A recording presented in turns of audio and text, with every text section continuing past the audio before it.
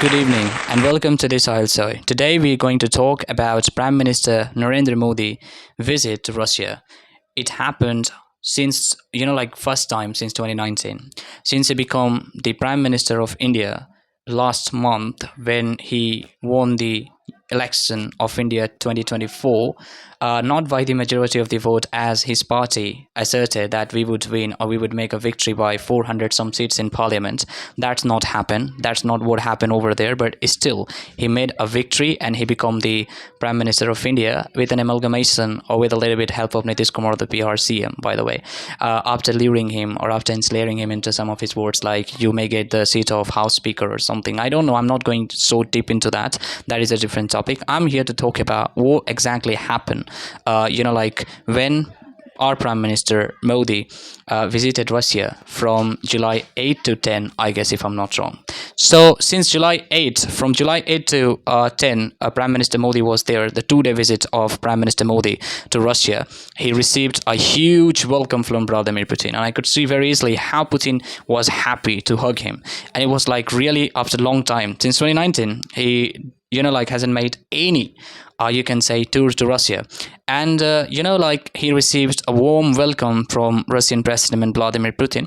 So before touring his residence in a golf cart, sharing a private diner, and especially watching a display by performance on horseback, that's always happened. And that's the same thing happened when Putin visited North Korea. And we know how much these countries are important for each other and what roles they exactly play for each other. We don't need to forget it, right? We should not forget it, by the way. So as for 2 and a bit years, India has walked a tightrope when it's come to Russia. Indian officials have refused to condemn its invasion of Ukraine. And from the beginning, and we are damn sure about it, from the beginning, India never criticized Ukraine invasion. Neither he criticized Ukraine invasion, nor he said anything to Vladimir Putin about what he's doing in Ukraine. And one thing for sure I can tell you, it was neither, as I said, India supported Russia, nor it supported Ukraine. All the time India is trying to play a mediocre role. That means neutrality. He's trying to be impartial, where he is trying to be a mediocre, that he wants to really solve the arbitrary, let's use this word, to solve the problem between these two countries, where he talk about the peace conference, where he talk about the peace deal or something, but he did not criticize ever Russia. The reason is very simple. The relationship of Russia and India is very, very, very important, because India need for cheap Russian weapons and oil. At the same time, India has tried to avoid Western criticism by constantly calling for peace and by presenting itself as a trusted partner for the West in the efforts to manage China's rise.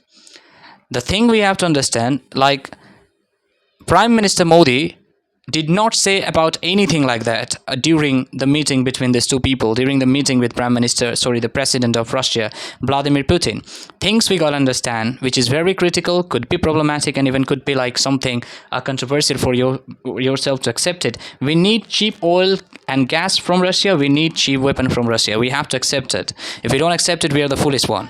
I would definitely say we're the foolish one if we don't accept it. So that is why we do not want to criticize Russia. I don't know what Prime Minister Modi thinks personally, whether Putin did wrong, right, or Ukraine, does Ukraine really deserve to be treated in this way by Russia? I don't know what he thinks about it. But the timing made the, bohemi all the more striking. While Mr. Modi and Putin toasted their relationship, they opened the same pen, they just blew the same pen on glass or something.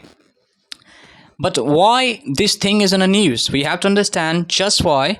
Because the day when Prime Minister Modi visited to Russia, the same day when the meeting was held in Washington, and that was a NATO meeting, the main subject was Ukraine war.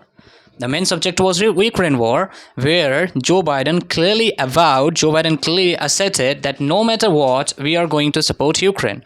We have to increase the help and you can say back support for Ukraine. We have to increase the, weaponry supplies to Ukraine so they will not get defeated by Russia. They will not get defeated by Russia. They will not be outmaneuvered by Russia. That's what they were exactly talking about. be getting treated very badly by the Western world. So the main topic was like, you can say like NATO summit, NATO partners, and you know that NATO partners in Indo-Pacific as well, including Japan, South Korea, Australia, and New Zealand. They also attended the meeting. So did Ukraine's President Vladimir Zelensky. So India officials clearly consented that to the schedule, knowing that it would give the Kremlin an opportunity to show that Western efforts to isolate it are failing.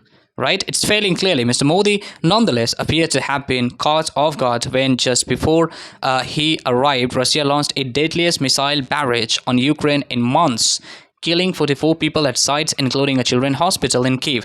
When Prime Minister Modi visited, you can say Russia, just a few days ago, or maybe the same day, Russia launched some of the rockets and missiles on a children's hospital in Ukraine that killed 44 innocent people, and most of them are children. I think all of them were children. Let's assume all of them were children. So that was really a very disastrous. And in these days, means like those days, like when he was about to visit Russia or he visited Russia that day, I noticed one thing, like, God damn it, Putin was very obsessed with Ukraine, and the way that he was bombarding, like in Ukraine, the way people and just those kids who were in hospital those kids who were in hospital got killed. It was like absolutely bizarre to see what happened over there. It was really, really bizarre.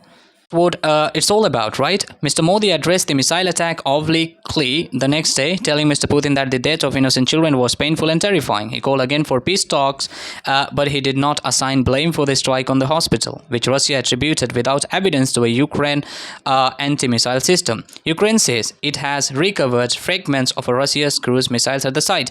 This thing has been going on for a long time, where Russia is blaming Ukraine is blaming Russia. Whenever there is any attack in Ukraine, Vladimir Putin directly puts his fingers on Ukraine, and you can say like, anti-missile system, that somehow Ukraine's own missile system got fired into their own country. That was not fired by, and that was not done by, like Russia, like by me. So as I said, India's close ties with Russia are not merely a legacy of Cold War, when the Soviet Union provided critical economic and military support, nor are they destined to wither as India expands defense and commercial links with the West. They are rooted in Mr. Modi's multi-aligned foreign policy, which sees Russia as an essential partner in the years ahead. The aim, in part, is to prevent India becoming too dependent on Western and to help forge a less Western-dominated global order. But the objective is also to offset China's newfound clout with Russia. The regime in Beijing has become its main source of economic and diplomatic support. Mr. Modi's agenda in Moscow shone light on these ambitions. One priority was to expand India's exports, so as to balance out the recent increase in its imports of Russia oil and boost annual bilateral trade from 16 billion to 100 billion by 2030.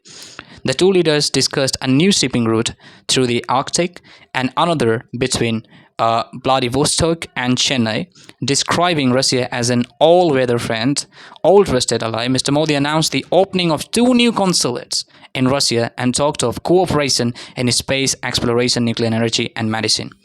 So as the defense of India has recently become less reliant on Russia arms, to be honest, because we are turning towards France. We are turning to France, Israel and other suppliers, yet Mr. Modi signaled that he had no intentions of unwinding military ties. Ahead of his visit, a Russian state-owned army manufacturer said it would make armor, you can say piercing tank rounds in India to supply the Indian army. Mr. Modi and Mr. Putin agreed to pursue joint development of advancement weaponry and encourage more joint production in India of components for Russian, you can say, origin arms. That is true. We really changed our ideologies, about buying the weapons from Russia, especially for the war weapons, especially the weapons and tanks and other jets from Russia. And we turned to, France. We really turned to France. And that's what we did exactly for the years. We made a deal with France. We made a deal with Macron's, where F-16 fight jets on this and that. We got exactly Boeing, you can say, like helicopters we got from, you can say, America. And that's what we have been doing. So we are less interested to trade with Russia when it's come to munitions and some kind of tanks or any kind of things related to defense, rather than believing on Russia when it's come to oil and gas, believing on Russia when it's come to, like cheap quality, you can say, oil and gas. We want everything in a cheap price. That's what our agenda, because like as we know our economical conditions, what exactly happening. So the relationship has its sticking points. Mr. Modi requested the safe return of Indian nationalists who had been forced to fight with the Russian army in Ukraine. India would like to pay for more of its oil in rupees. It was so sad for me to see like Indian people were being forced to fight in Ukraine on behalf of Russian armies, and like from Russia. So actually what happened, like they were not originally, you can say, Russians, but those who were in, you can say, Russia, they're being forced to fight, like in, you can say, like in Ukraine border. And what happened? Many of them got killed. So those who had been forced to fight in Ukraine border and against Ukraine from Russia, that was absolutely bizarre.